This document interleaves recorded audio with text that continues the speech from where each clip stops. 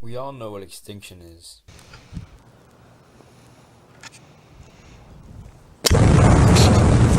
But what exactly is de-extinction?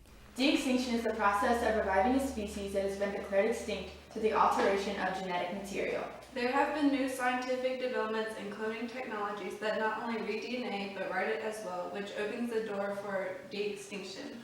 De-extinction is related to biological systems engineering because it would have effects on biological issues such as biodiversity and the structure of the ecosystem. One of the fundamental canons of the NSPE Code of Ethics is to hold paramount the safety, health, and welfare of the public. This can be an issue because we do not know how these animals will behave since they are genetically altered and could potentially harm the public. Here's a graph of some of the pros and cons of de-extinction and how they fall between the different ethical viewpoints. One of the arguments that falls under teleological and ecocentric views is the ability to preserve biodiversity by reintroducing extinct animals.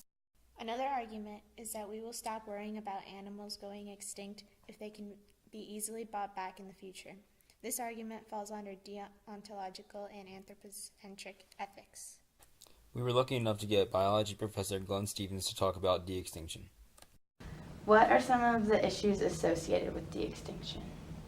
Well, my main concern would be if we had the technology and we were able to do it,